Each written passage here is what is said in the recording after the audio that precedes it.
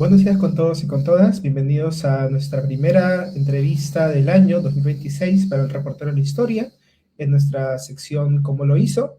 En esta oportunidad vamos a conversar con el antropólogo e historiador Pablo Sandoval a propósito de su libro Ficciones de la Antropología Peruana, de indios, campesinos y cholos, publicado por el Fondo de Cultura, por el Fondo Editorial de la Universidad Nacional Mayor de San Marcos, ¿no?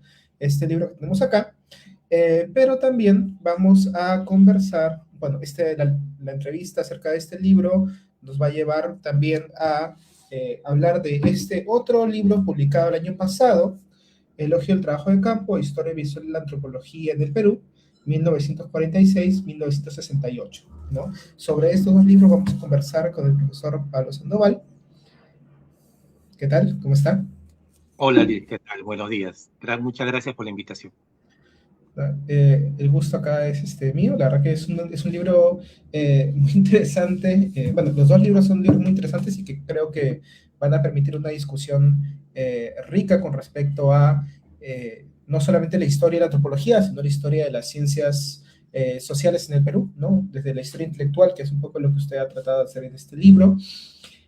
Vamos a presentarlo brevemente. Él es doctor en Historia por el Colegio de México, licenciado en Antropología por la Universidad Nacional Mayor de San Marcos, es profesor principal del Departamento de Antropología, también en San Marcos, dirige la editorial La Siniestra Ensayos, y tiene pues una larga serie de publicaciones en la cual ha reflexionado acerca de la antropología en Latinoamérica y el Perú.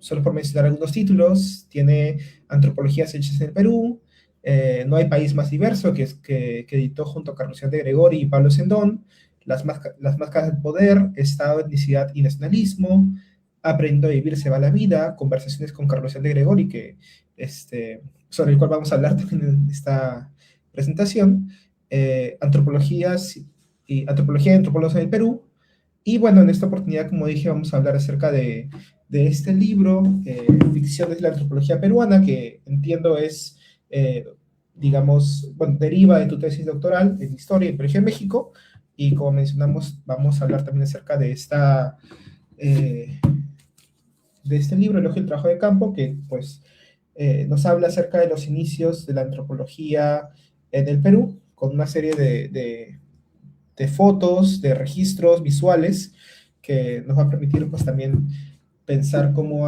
se ha desarrollado la disciplina, al menos en sus primeras décadas, ¿no? Eh, Pablo, quería comenzar la entrevista preguntándote acerca de tu formación como antropólogo, ¿no?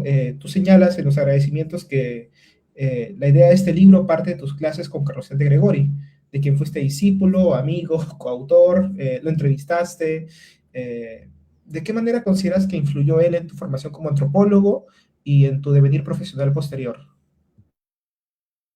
A ver, gracias por la pregunta, que me parece un buen inicio para pensar el tema de ambos libros y también para pensar la historia de la antropología y las ciencias sociales peruanas.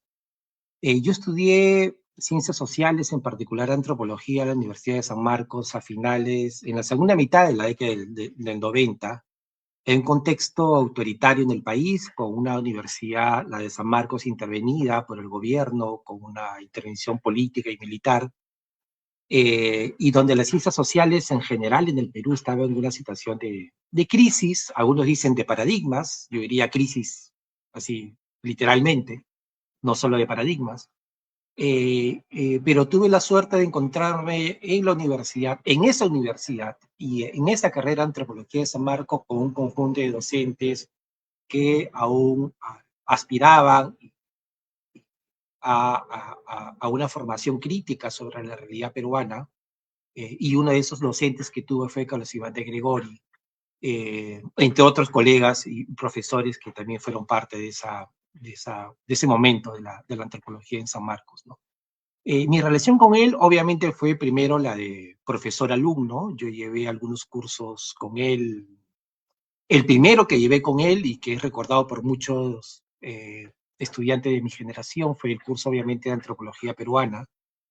Y ahí nos dimos cuenta que ese curso no era solo una discusión sobre textos, autores, paradigmas, teorías, sino que Carlos Iván tenía la capacidad de vincular las discusiones antropológicas con los cambios sociales, históricos y culturales del país. Es decir, vinculaba los paradigmas, vinculaba la teoría con los procesos de cambio social, en donde los antropólogos fueron protagonistas también de esos cambios. No solo eran los intérpretes, sino también eran los protagonistas de esos cambios, ¿no? Y fue allí, en esas clases con Colosiván, donde fui un poco interesándome por la relación entre teoría e historia, ¿no? Y luego él me invitó a ser parte de su asistente de edición en el libro publicado, me parece, creo, el año 99-2000, el libro No hay país más diverso, que era una compilación de antropología peruana. Yo aún era estudiante de antropología, creo que estaba en el cuarto o quinto año de estudios, y me invita a él a ser su asistente de edición en el Instituto de Estudios Peruanos, que fue un proyecto súper interesante, que fue además no solo mi primer proyecto o experiencia de investigación, sino también, viéndolo retrospectivamente, mi primera experiencia también como asistente o vinculado al mundo de la edición, de lo cual me voy a ocupar muchos años después, ¿no? Y luego ya me fui incorporando por esos años, ya te hablo de inicio de los 2000, como asistente y luego como investigador del IEP por varios años. Y con un periodo intermedio donde Carlos Iván fue convocado luego, me parece, en 2001, como miembro de la Comisión de la Verdad y Reconciliación, como miembro de la comisión y como parte también del director de investigaciones de esta comisión.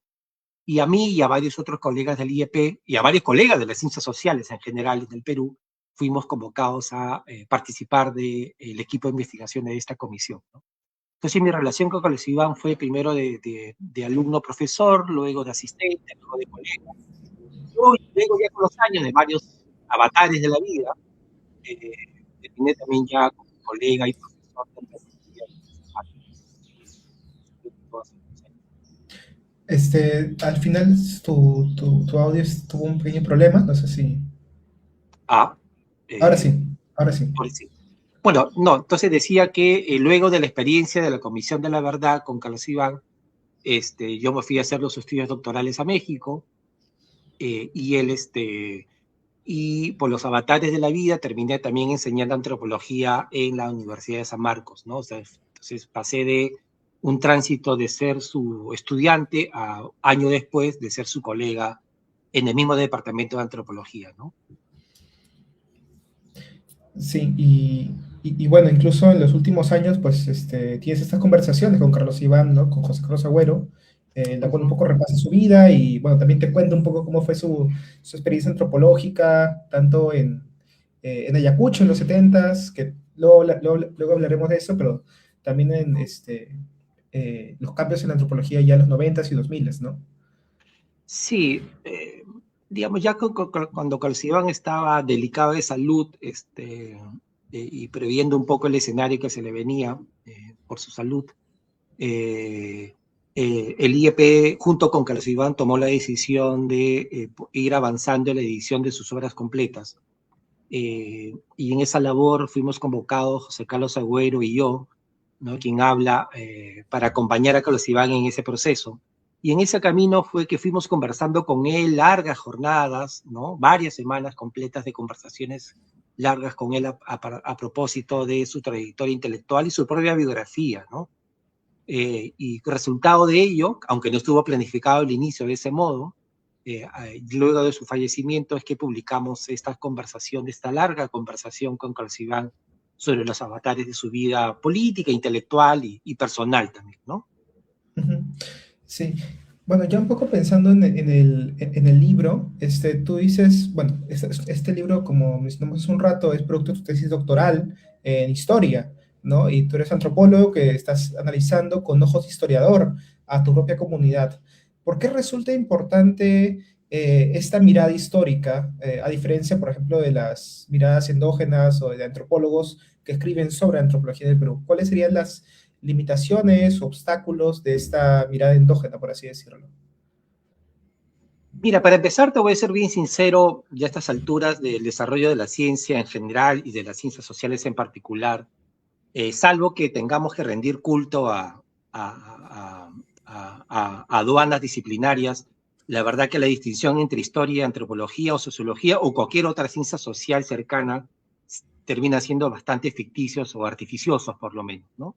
Pero dicho esto, igual hay en una tesis doctoral de una disciplina en particular, hay que cumplir los rigores de ley que se necesitan para que una tesis sea aprobada, ¿no?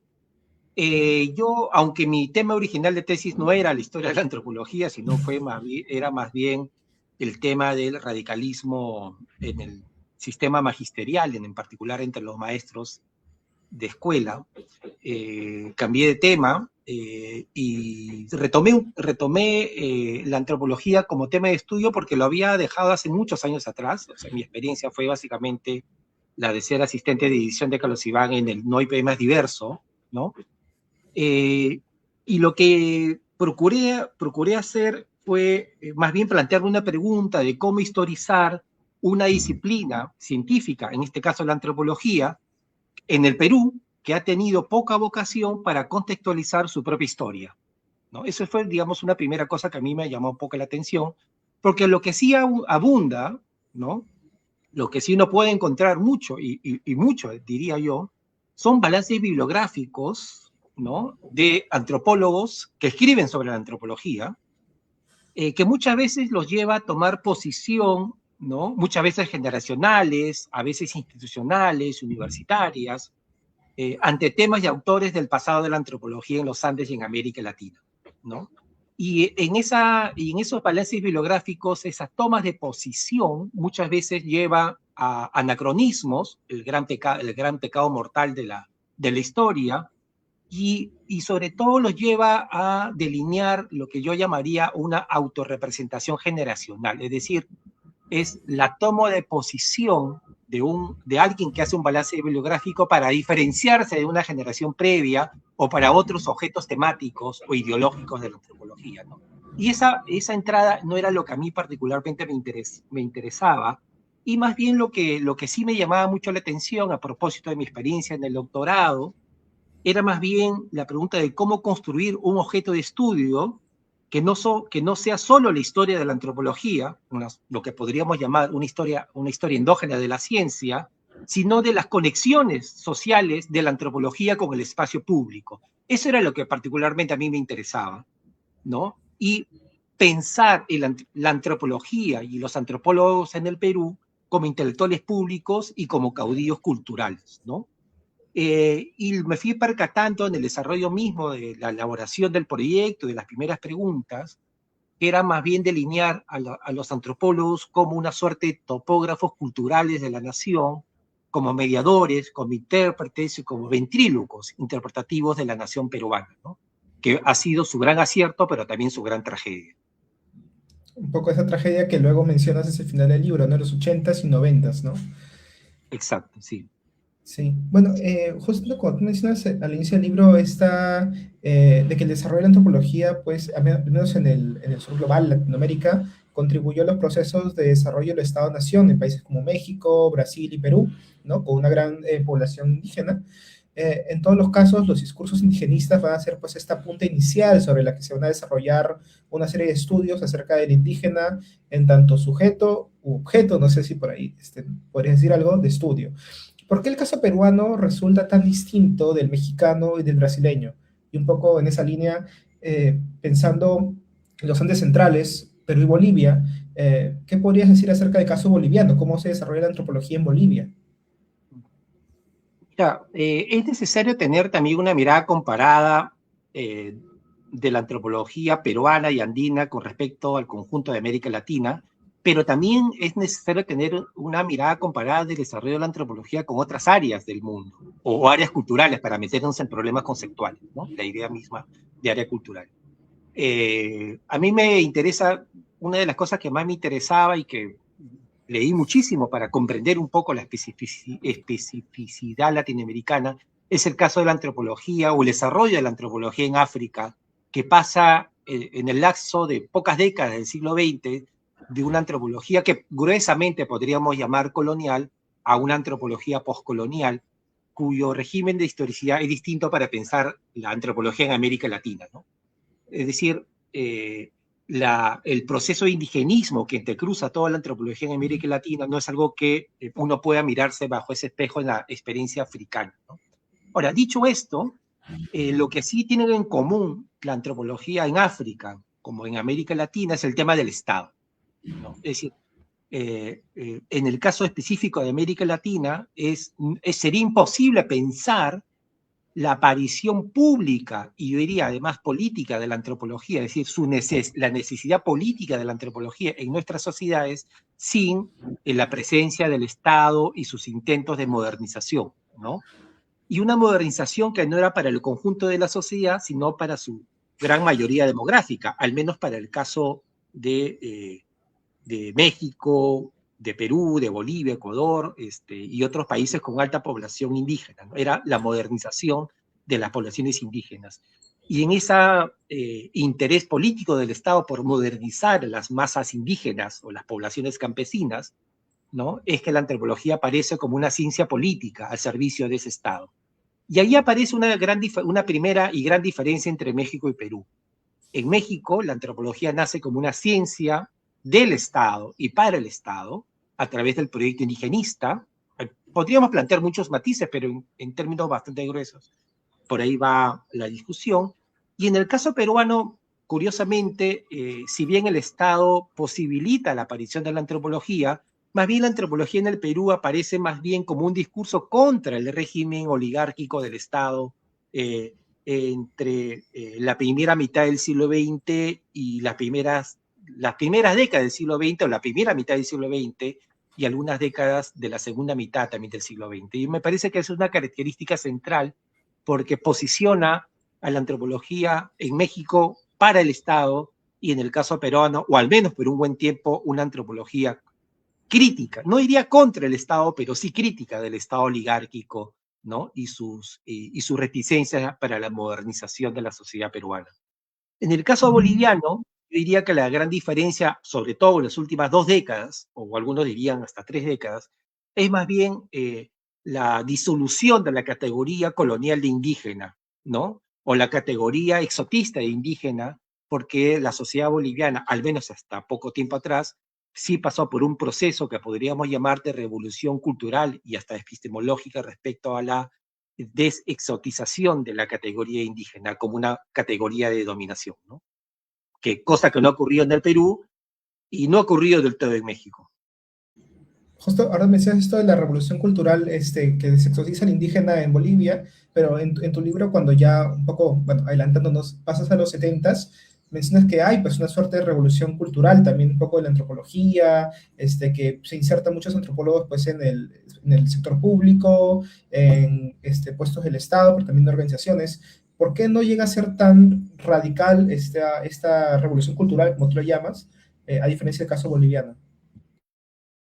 Eh, la revolución cultural en su sentido amplio y va a impactar en toda la antropología, en toda América Latina, unas más que otras, ¿no? Tiene que ver más bien con la revolución cultural que implicó la migración del campo a la ciudad, esa gran revolución demográfica, ¿no? Que ese desplazamiento de poblaciones rurales a las zonas urbanas, ¿no?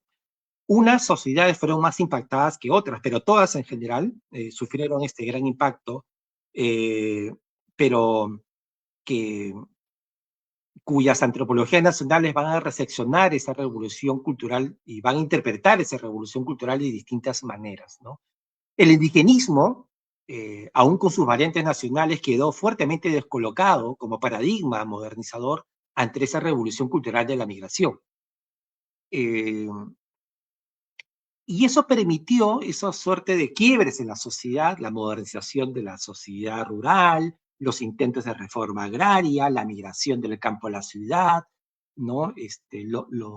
La discusión sobre la modernidad y el desarrollo tan importante, el discurso sobre y la discusión sobre el desarrollo fue tan importante entre los años 50 y yo diría hasta la década del 80, ¿no? Que colocó precisamente a la antropología y a los antropólogos en una posición estratégica frente al Estado, frente a los organismos de desarrollo y planificación, porque precisamente eran los especialistas de aquellas poblaciones, tanto rurales, pero ahora urbanas, pobres, los llamados pobres urbanos, los que podían un poco conectar las abstracciones de la política pública, conectarlos a la experiencia concreta de las personas para imaginar, vamos a decirlo así con las palabras actuales, un desarrollo participativo, ¿no? Es por ello que los antropólogos van a tener un papel muy importante, y es por ello la importancia de figuras como Luis Valcárcel, Mario Vázquez, que fue clave en dos momentos de la antropología en el Perú, el proyecto Vicos y luego durante la reforma agraria, el papel importantísimo de José Matos Mar como un articulador entre el mundo de la política pública y el mundo académico de las ciencias sociales, o el propio José María Arguedas, ¿no? Que fue un personaje, yo diría, híbrido, ¿no? Entre los cambios sociales, el tipo de antropología, su conexión con la literatura, y también por una apuesta utópica por una sociedad más plural y mucho más democrática también. Justamente mencionando a estos caudillos culturales, a estos mediadores, ¿no? Balcarce, Larguedas, Matos Mar, pues muchos de ellos aparecen, ¿no? En este libro, Elogio el trabajo de campo, publicado el año pasado, en el que se muestra cómo se iniciaron pues, esos trabajos etnográficos ya no tan románticos, sino más bien de corte más científicos, ¿no? Guiados en buena medida por esta antropología culturalista norteamericana. ¿Qué buscaban estos investigadores que venían desde el norte global a la hora de realizar proyectos como el de Puno Tapopata, el proyecto Vicos, y en qué medida el financiamiento internacional para el desarrollo de estos proyectos condicionó las formas de hacer antropología en el Perú? O sea, pienso en los planes de estudio, en la formación de los antropólogos en algunos centros, ¿no? Como San Marcos, Cusco, y bueno, ya más tarde Ayacucho.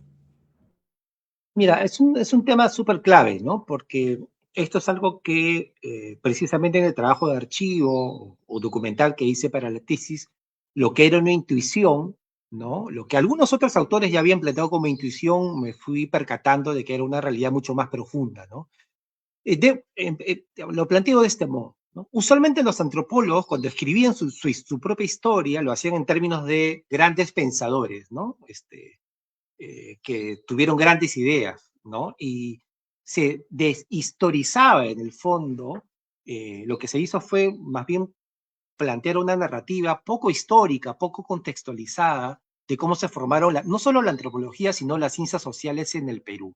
Y aquí hay tres claves, ¿no? Una, la que conversamos hace un momento, es el papel protagónico del Estado en sus intentos desarrollistas, tímidos intentos desarrollistas en el Perú, que no es lo mismo que Brasil o México, por ejemplo. Segundo, algo que tú acabas de mencionar, la importancia estratégica y crucial, por no decir definitiva, de la filantropía norteamericana y en menor medida la europea. O sea, así como podríamos afirmar que es imposible pensar la antropología sin el Estado, también podría decirse que sería imposible pensar el desarrollo de la antropología, me atrevería a decir, en buena parte de América Latina, sin la filantropía principalmente norteamericana, que financia sistemáticamente proyectos de investigación bajo agendas de desarrollo de conocimiento imperial, de geopolítica del conocimiento, de la Guerra Fría, en fin, sin duda alguna, pero a fin de cuentas fue la filantropía norteamericana la que termina financiando la mayoría de proyectos de investigación entre los años 40 y yo diría en menor medida hasta la década de 1980, y van a ser estos caudillos culturales como Balcarce primero y José Matos Mar después, sin duda alguna, los que van a capturar y gestionar y administrar esas conexiones transnacionales, ¿no? Entonces, esto me lleva a señalar también lo siguiente. Este libro, Elogio del Trabajo de Campo, fue hecho con la intención, junto con otros colegas, José Carlos Medina, Omar Gutiérrez y los estudiantes de antropología, Karina Melgarejo y Piero Basso, a partir de la exploración del archivo que encontramos en la biblioteca del propio Departamento de Antropología y en la Biblioteca Central de San Marcos, los archivos del Departamento de Antropología a partir de los trabajos de campo desarrollados precisamente en ese periodo, entre los años 40 y 60, que fueron un periodo crucial, porque ahí se fue definiendo la primera dos generaciones de antropólogos en el Perú. Y los trabajos de campo muestran mucho eso. Entonces es una suerte de historia visual de la antropología peruana, ¿no? Particularmente samarquina, y decimos peruana o nacional porque de ahí se irradia, digamos, ese ímpetu y esa fuerza hacia otras regiones, hacia otras antropologías regionales. Entre ellas, por ejemplo, la Universidad de Huamanga. Bueno, también en este libro, bueno, uno de los últimos capítulos, me parece que es el último capítulo, Zona de Frontera, eh, incluye pues esta crónica de Mario Vargas Llosa, ¿no? Que hace Crónica de la Selva, publicada en el 58, que luego, bueno, él dice que a partir de ahí, desde de ese viaje a la Amazonía, él luego escribió una serie de novelas, y me llamó la atención un pasaje que me gustaría comentarlo contigo, ¿no? En una parte él dice, la delicada y compleja labor de inculcar al indígena las normas occidentales está revelada en este hecho ocurrido en un pueblo aguarruna. Se explicaba a los indígenas la inconveniencia de escupir constantemente. Se les recomendó que no lo hicieran. He aquí que los indígenas, al oír esto, se mostraron enormemente sorprendidos y desconcertados. ¿Qué había ocurrido? Los aguarrunas consideraban que solo aquel hombre que escupe mientras habla dice la verdad. Quien no lo hace, miente. Al recordarles que evitaran escupir, sin saberlo, se les estaba recomendando que no dijeran nunca la verdad. ¿Qué nos diría este pasaje acerca de los límites del proyecto de la antropología aplicada a mediados de siglo, quizás en la Amazonía, y si es que existía alguna diferencia entre el indígena amazónico y el indígena andino a ojos de esos antropólogos, o es que la noción de indio lo subsumía dentro de una misma ficción? Mira, antes de intentar responder a tu pregunta, quisiera mencionar un poco la posición paradójica de Vargas Llosa en esta crónica, ¿no?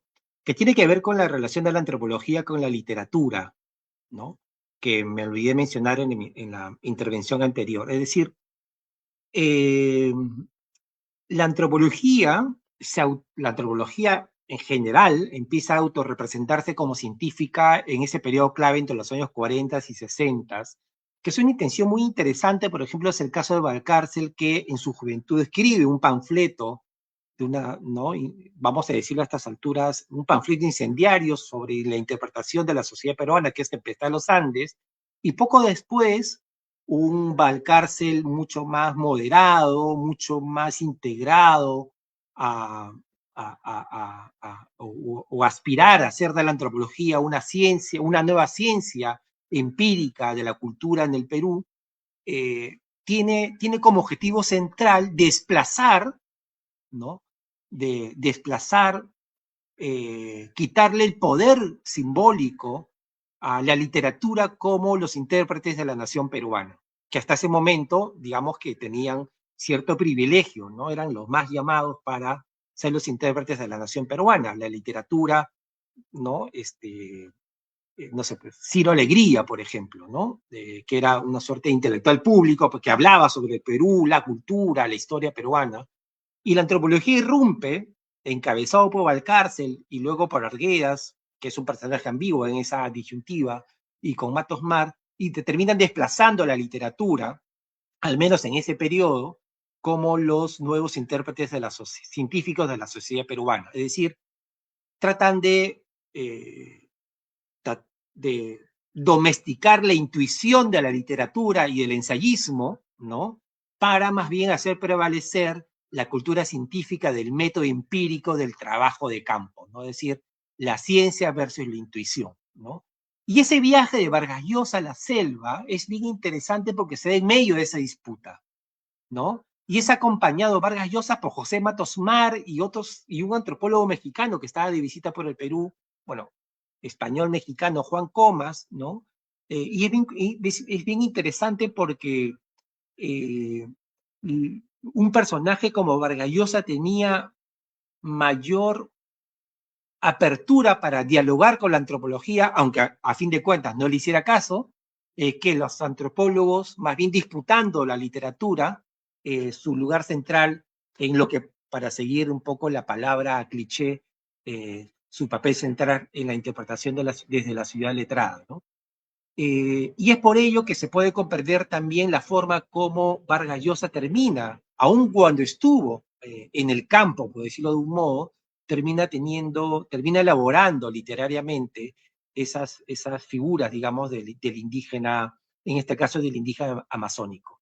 A esto debo añadir además, siguiendo tu pregunta, que la antropología peruana, digamos, abrumadora o hegemónicamente, fue una antropología andina, de la sociedad campesina andina, con muy poco interés etnográfico, ¿no? Por el estudio de los indígenas amazónicos, ¿no? Este viaje de Vargas Llosa acompañado por estos antropólogos fue más bien un viaje excepcional, ¿no? Fue un viaje excepcional, salvo un financiamiento que la Fundación Werner Gren da para hacer unos estudios en la Amazonía del Sur. No hay proyectos desde San Marcos, al menos en ese periodo inicial, de estudios sistemáticos de la Amazonía, salvo un antropólogo sanmarquino que sí iba a hacer trabajo de campo más o menos sistemático, Abner Montalvo. La Amazonía, podríamos decir, fue visto básicamente como el punto muerto del imaginario nacional. Eso cambia después con un personaje clave en la antropología peruana, que es Stefano Varese, que a mediados de la década de 1960 escribe un gran libro fundacional, que es su tesis en realidad de doctorado, que es la sal de los cerros, ¿no? Y ahí empieza otro capítulo en la historia de la antropología eh, peruana o indígena amazónica, ¿no? Que está más conectado más bien a investigadores extranjeros y no tanto nacionales peruanos.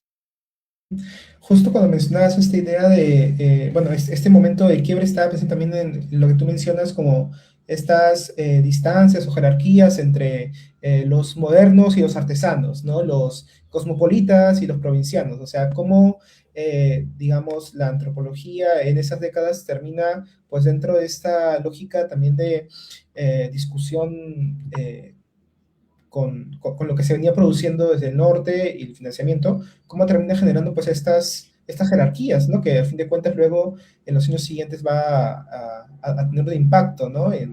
Por ejemplo, en esto de los antropólogos senderistas. Quizás lo comentamos en un ratito, pero quería preguntarte cómo se vinculan pues estos cambios en las nociones de indio, campesino, cholo, con las formas de practicar, pero quizás también de escribir antropología en el Perú, ¿no?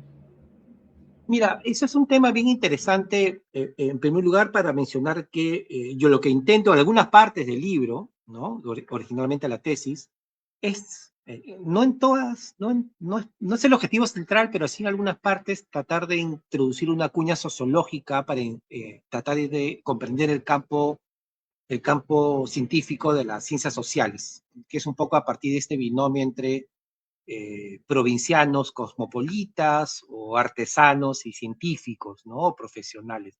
¿Por qué? Porque es imposible pensar una comunidad académica de manera homogénea y horizontal. También la comunidad académica está atravesada por las jerarquías y desigualdades que permea toda la sociedad peruana, ¿no?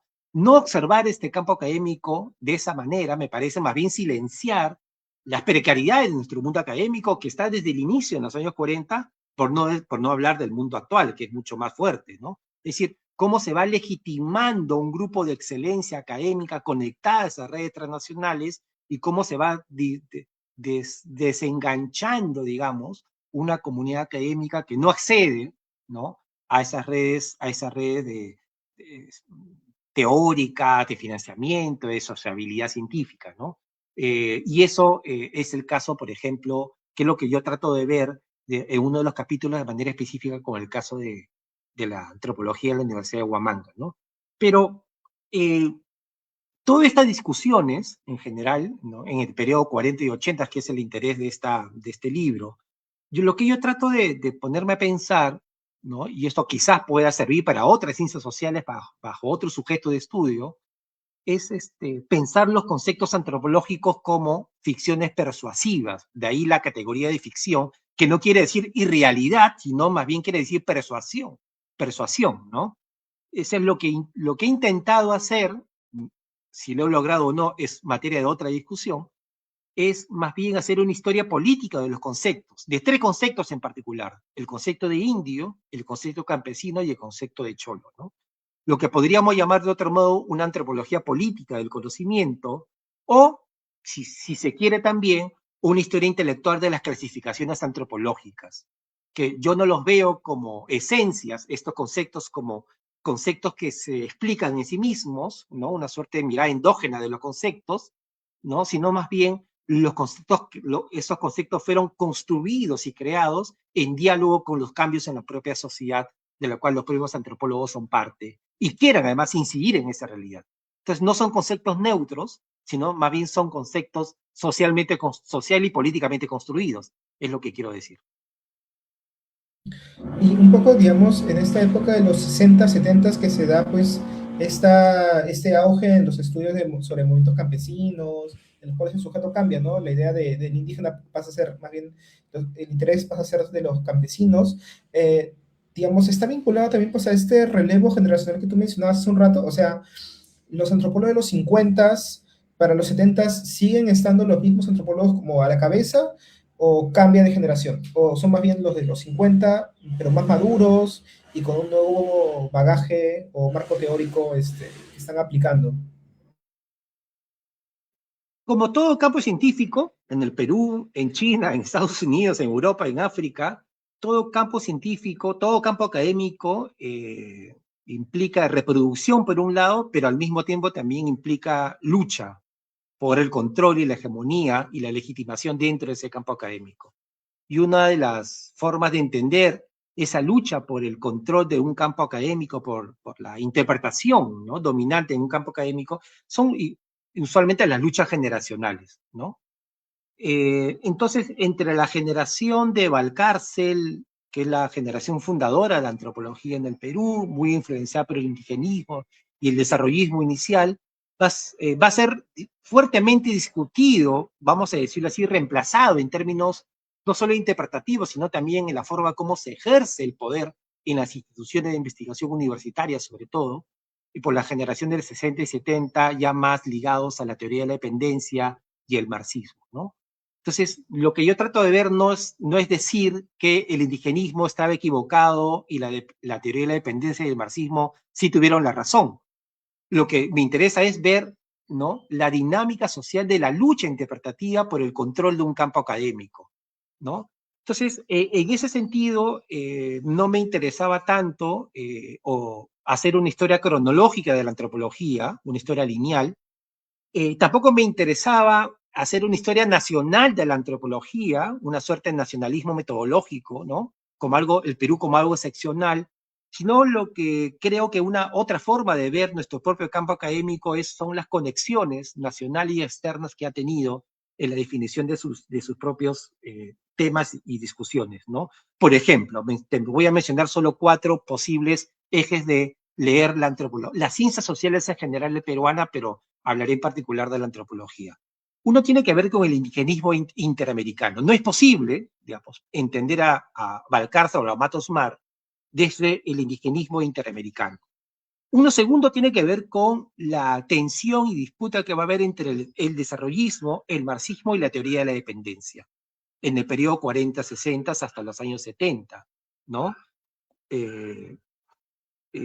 Un tercer eje, ¿no?, que felizmente ya se viene haciendo investigaciones más amplias a nivel global, que tiene que ver con la utopía maoísta campesina, que el Perú en ese sentido sí guarda cierto rasgo de singularidad respecto a otros países de América Latina, ¿no? Porque el maoísmo fue tan fuerte en el Perú y lo fue de tal forma que terminó produciendo una organización política como Sendero Luminoso, ¿no?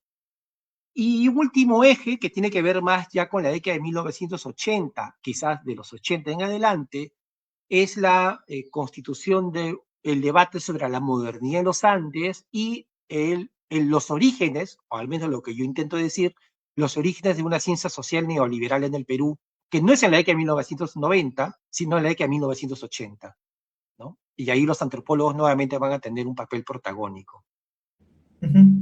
Sí, justamente cuando mencionabas esto digamos, esta antropología hecha de Ayacucho, bueno, durante la década de los 60, buena parte de la discusión giraba en torno a al carácter de la dominación clasista en Perú. Es decir, este debate si es que el modo de producción era capitalista o más bien semifeudal, semicolonial. ¿Por qué esta discusión que hoy podría parecer, bajo algunos ojos, una discusión más bien de nicho, resultaba tan importante en aquel contexto y más específicamente en Ayacucho, ¿no? Y bueno, ¿en qué medida estos debates tuvieron este impacto en los jóvenes que accedían por primera vez a la educación superior, ¿no? A lo que Carlos de Gregory mencionaba como el mito de progreso. Mira, ahí tiene que ver un poco también, no podemos, digamos, pensar el desarrollo de las ciencias sociales sin al mismo tiempo también pensar sobre la modernización de la universidad peruana y la democratización que implica también la apertura del sistema universitario público en el Perú, ¿no? Y los intentos tímidos y a fin de cuentas fallidos que va a tener el Estado peruano por controlar y modernizar esta invasión universitaria en el Perú, que, digamos, para todas luces se agota en los años 60 y sin duda alguna en la década de 1970, en pleno gobierno militar, ¿no?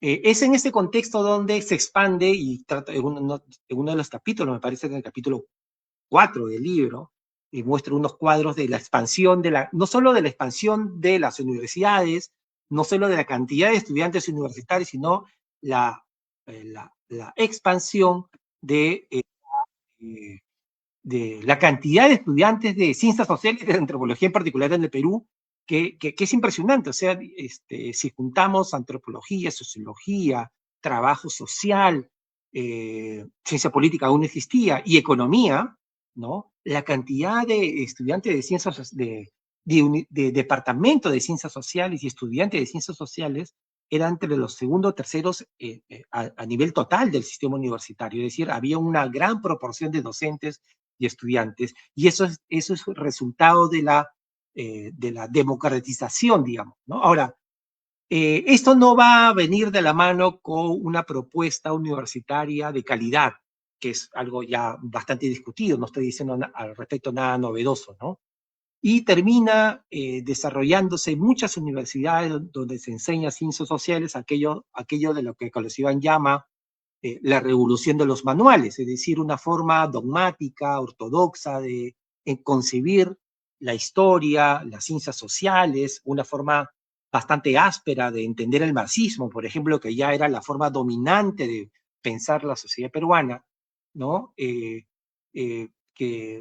termina un poco ahogando la antropología de su primera etapa, una primera etapa del trabajo de campo, de la exploración etnográfica, de los conceptos abiertos, que llevó incluso a José María Arguedas a señalar, claro, metafóricamente, el socialismo no mató en mí lo mágico, en fin.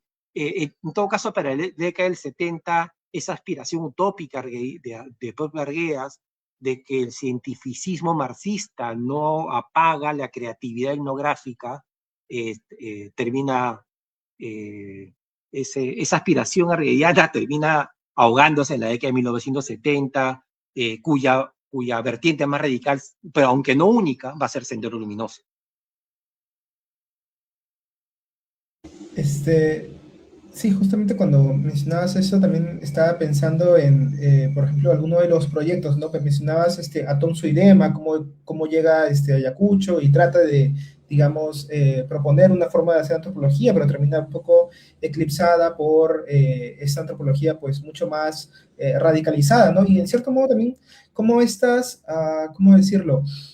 Estos meros trabajos monográficos que se hacían, por ejemplo, sobre Ayacucho, terminan también ya siendo desplazados, no sé si decir desplazados, pero comienza a haber como una tendencia a pensar la antropología en clave también de manifiesto político, ¿no? Mm. O sea, digamos, en sentido estricto, la antropología siempre ha estado vinculada a la política, ¿no? Desde el desarrollismo, las utopías de la modernización, el indigenismo, o sea, digamos, vamos a decirlo así, la antropología siempre ha estado eh, comprometida con fuerzas ideológicas, ¿no? Una moderadas, otras más radicales, ¿no? Lo que me interesaba a mí en particular era ver cuáles son los usos, ¿no? Que estas distintas fuerzas, estas entornos o fuerzas ideológicas alrededor de la antropología elaboran conceptos para interpretar el sujeto del cambio. En un primer gran momento fue el indígena, el indio, al cual había que modernizar porque vivía en el atraso, vivía en la tradición, en el arcaísmo, ¿no?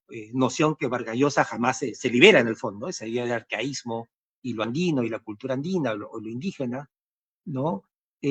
Pero Sendero Luminoso, pero no solo ellos, es un poco también lo que quisiera insistir, ¿no? Aunque ellos fueron los más radicales y lo que finalmente llevó a una lucha armada, más bien hicieron una transformación semántica del concepto de indio al concepto de campesino, es decir, se transitó de un uso cultural de la categoría de indio a un uso político de la categoría de campesino como el sujeto y el motor del cambio, en este caso del cambio revolucionario, ¿no?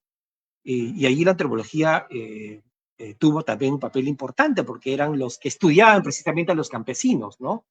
Y ahí en el capítulo, en un capítulo en particular, trato de ver y interpretar sobre todo el papel protagónico que va a tener un antropólogo, aunque hay muchos otros también, que es Osman Morote Barrenuevo, hijo de otro antropólogo importantísimo, Efraín Morote Vez, ¿no? Rector por aquellos años de la Universidad de Huamanga, ¿no? Que a mi parecer amerita todavía reflexiones más profundas sobre ese periodo y ese lugar. Y un poco ya yendo hacia la década de los 80, bueno, uno de los aspectos que mencioné en la reseña publicada acerca de tu libro, bueno, ahí destaqué esta vocación pública de la antropología, ¿no? Es decir, la presencia que tenían los antropólogos no solo en el espacio público, sino también en el Estado, en proyectos de investigación financiados por organismos internacionales. Y bueno, en el último capítulo, como ya mencionaste, destacas esta discusión pública acerca de la antropología o de distintas formas de debatir el cambio cultural en los 80, ¿no? O sea, por un lado están los antropólogos o científicos sociales, ¿no? Mencionas economistas, abogados, historiadores, antropólogos, digamos, neoliberales, y por otro lado también desde la izquierda hay otras formas de pensar esta modernidad, el cambio cultural. Pensamos en Carlos de Gregori, pensamos en Alberto Flores Galindo, pensamos en Nelson Manrique, bueno, lamentablemente falleció hace unos días, unas semanas. ¿Por qué consideras que fue precisamente la antropología en donde se disputó esta batalla cultural, ¿no? Por decirlo en términos actuales, y no tanto en la economía, en la sociología o en la historia, aunque bueno, en la historia, como mencionaste al inicio, hay ciertas conexiones con la antropología, ¿no? O sea, ¿qué nos dice el que esta discusión se haya dado principalmente en este campo disciplinar y no tanto en otros, ¿no? Mira, la década de 1980, como ya bien se sabe, es un contexto postoligárquico o post-reforma agraria, digamos, ¿no? Lo que esto implica para comprender la mutación cultural que ocurrió en la sociedad peruana, ¿no? Con un avance del movimiento social en aquellos años ligados a los movimientos de izquierda, el retorno de Acción Popular en 1980, la aparición de Sendero Luminoso en 1980, en fin, es una coyuntura, la de 1980, muy particular, ¿no? En donde las ciencias sociales va, a mi parecer, tener su último rol protagónico, fallido a fin de cuentas, al final de esa misma década. Y allí la antropología, pero ya acompañada de otras ciencias sociales, va a dar su última batalla interpretativa, exhausta, a mi parecer. Curiosamente, luego de la reforma agraria, algo que todos los grupos intelectuales progresistas habían aspirado décadas atrás, ¿no? Y para mi propia sorpresa, lo que fui encontrando en capítulo, me parece quinto, el último capítulo del libro, es que buena parte de las ciencias sociales, de la antropología y la historia en particular, y ahí la historia sí es una acompañante de la antropología en ese debate agónico y exhausto, empiezan a debatir la relación entre la modernidad y los Andes y lo popular, ¿no? Precisamente en una coyuntura, la de 1980, donde Sendero irrumpe planteando otra dinámica política en el país, totalitaria y terrorista sin duda, y es el contexto además donde el neoliberalismo, ¿no? Empieza ya a dar sus primeras grandes y fuertes batallas, ¿no? En la conducción de la sociedad peruana. Lo curioso para mí, o lo sorprendente para mí, es que en medio de la lucha, de la guerra de Sendero Luminoso, la guerra totalitaria de Sendero, y el proyecto neoliberal, digamos, que se empieza a armar, ¿no? En los 80, y luego ya con la figura clara de Vargas Llosa en la segunda mitad de esa misma década, una parte de las ciencias sociales, la mayoría de izquierda, ¿no? Se enfrasca en una discusión que la agota aún más, la idea de lo andino, lo arcaico, lo moderno, la modernidad muchas veces con rasgos antioccidentales, y que se expresa en una discusión curiosa, que es por un lado la utopía andina de Tito Flores Galindo, o de la modernidad popular de Carlos Iván de Gregori, ¿no? A fin de cuentas, ambas propuestas fracasan, no tanto por sus debilidades interpretativas, sino porque la base social o el sujeto social a los cuales ellos creían representar o dar sentido, pues se le va por otro camino, ¿no? Y eso genera, por eso me resisto muchas veces a hablar de crisis de paradigmas, me gusta mucho, es más bien la crisis social, digamos, la que termina ahogando los paradigmas de las ciencias sociales. Y los antropólogos, y eso sí me parece mucho más explícito y claro, muchos antropólogos de la generación de los 60 y 70 se van a comprometer directamente con el proyecto neoliberal que se empieza a tejer en la década de 1980. Yo menciono solo dos momentos y alguien que investigue el tema puede encontrar otras coyunturas también, ¿no? Una es la Comisión Uchurajay del año 83. La interpretación que se da sobre la sociedad andina me parece sintomática, bastante sintomática de lo que va a venir después. Y lo otro es el grupo de antropólogos que van a participar directamente del movimiento Libertad, acompañando a Mario Vargas Llosa en su utopía neoliberal, ¿no? Y precisamente otorgándole una narrativa y un relato sobre la sociedad rural y sobre la sociedad popular urbana, ¿no? Que no me parece poca cosa. Y no solo antropólogos, sino también historiadores, ¿no? Está desde Perdón, Juan Iwasaki Ostia, está ahí, ¿no? de Iwasaki, pero no, yo menciono quizás lo más emblemático de aquel momento, pero definitivamente no son los únicos, ¿no? Y que terminan labrando un discurso cultural histórico del neoliberalismo, ¿no? Eh, que va a tener ya expresión política directa en los años 90 ya con el Fujimorismo, pero eso se labra antes, en términos, vamos a decirlo así, que son los 80 es la coyuntura de los orígenes intelectuales del neoliberalismo, sin duda alguna. Y que justamente lo interesante es que, por un lado, estos paradigmas más de izquierda terminan fracasando, como mencionas, termina triunfando esta visión del migrante, microempresario y demás, pero ya para los noventas el lenguaje cambia, ¿no? O sea, dejamos un tanto el lenguaje antropológico para el lenguaje de la economía, ¿no? En términos de rendimiento, eficiencia, que es un poco lo que impera hasta el día de hoy.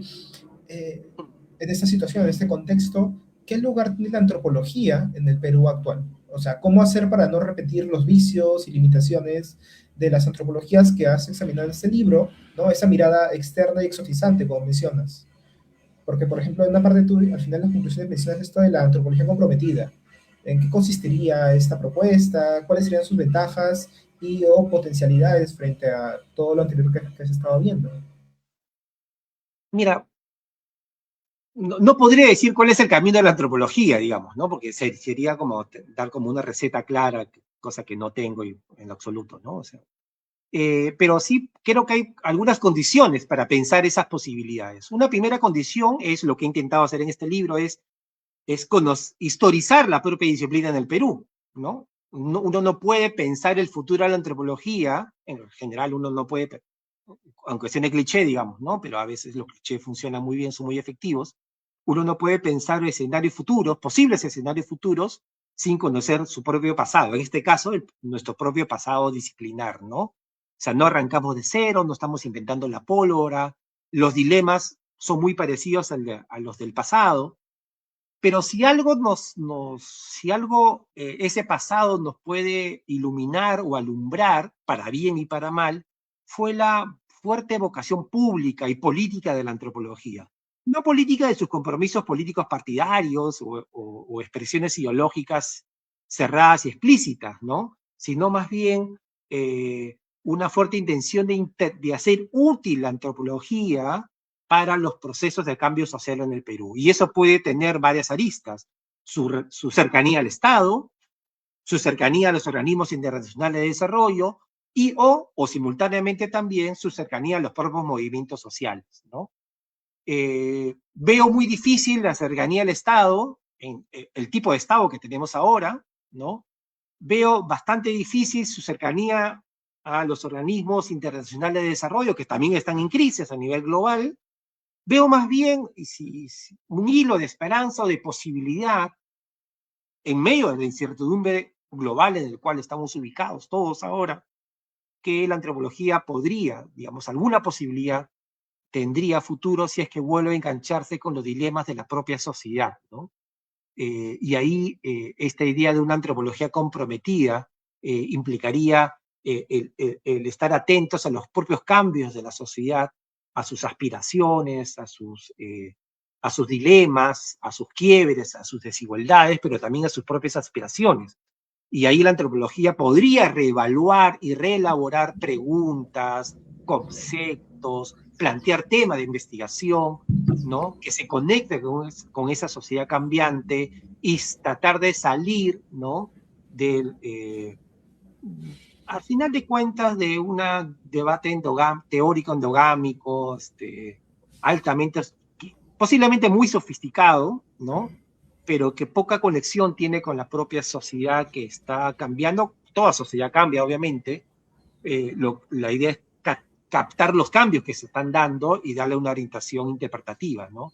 Y yo creo que lo mejor de la antropología en América Latina y el Perú también fue fue precisamente aquella antropología que conectó con los cambios sociales, ¿no?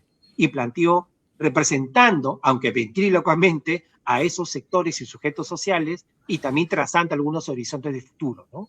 Yo creo que la antropología en países periféricos como los nuestros no puede quedar encerrados en el espacio universitario, o sea que la universidad misma está en crisis, lo cual sería también algo poco probable, pero una antropología que conecte con los cambios de la sociedad. Eso es lo que yo podría decir sobre una ruta posible de una antropología comprometida. Sí, justamente, bueno, creo que lo que has mencionado ahora último permite también pues reevaluar la necesidad de historizar nuestras disciplinas, ¿no? Ya sea la antropología, pero también, bueno, la sociología, la historia, porque ahí encontramos, pues, en buena medida, tanto las limitaciones, ¿no? De cada una de ellas, pero también algunas potencialidades, horizontes de futuro, y bueno, creo que podemos con esto ya ir terminando la entrevista. Tanto este libro, Ficciones de la Antropología Peruana, de Indios, Campesinos y Cholos, y Elogio del Trabajo de Campo, Historia Visual de la Antropología de Perú, pues han sido pues el material con el cual hemos hecho la entrevista. Y bueno,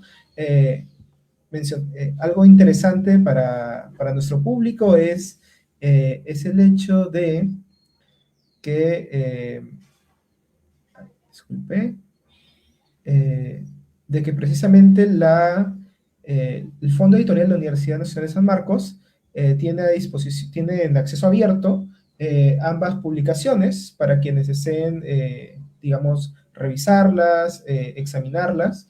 Y bueno, también esta circulación del conocimiento nos habla mucho acerca de cómo, bueno, de estos nuevos canales por los cuales se puede también, de alguna manera, difundir y discutir, ¿no? Nuestras disciplinas. No sé si quisieras decir algo para cerrar, Pablo. Quizás como, bueno, que invito a todos los lectores y lectoras a que puedan revisar el libro, criticarlo, debatirlo, disentir, tener acuerdos, pero sobre todo es un libro que yo aspiro a que pueda ser leído de manera crítica, ¿no? No pretendo, y que pueda ser leído sobre todo por mis colegas antropólogos, ¿no? Para poder abrir balances y discusiones que espero que son pertinentes. Además, porque este año, 2026, cumplimos 80 años de antropología en San Marcos, la segunda universidad que fundó la antropología en el Perú. Primero fue Cusco en el año 1942, pero en San Marcos estamos cumpliendo este año 80 años de desarrollo de la antropología en el Perú. Entonces, este libro aspiro también a que sea un objeto propicio para la discusión, ¿no? Y a los historiadores a que se animen también a hacer historia de las disciplinas sociales, ¿no? Y con mucho trabajo de archivo y entrevistas, ¿no? Que no nos salir un poco del siglo XIX y pasar un poquito más al siglo XX, ¿no? Pero en fin, que es bastante divertido y problemático al mismo tiempo. Eso que... Problemática específica, sí. Sí. Sí, es problemático, Luis, además, porque muchos de los protagonistas de los que se narra están aún vivos y son parte activos del campo intelectual o tienen defensores acérrimos en el campo intelectual, ¿no? Entonces, hacer historia intelectual del siglo XX del Perú es también enfrentarse a a los críticos y defensores de esas escuelas de pensamiento, por decirlo de algún modo. Ujú. Sí, bueno, te agradecemos tu presencia aquí, agradecemos, bueno, en realidad tus trabajos que han reflexionado y reflexionan sobre la disciplina, y bueno, seguramente en una próxima oportunidad por ahí volveremos a conversar acerca de alguna publicación próxima que tengas, y nada, agradecer a nuestro público presente, y ya nos estamos viendo en una próxima transmisión, así que nada, buenos días con todos, hasta luego. Hasta luego.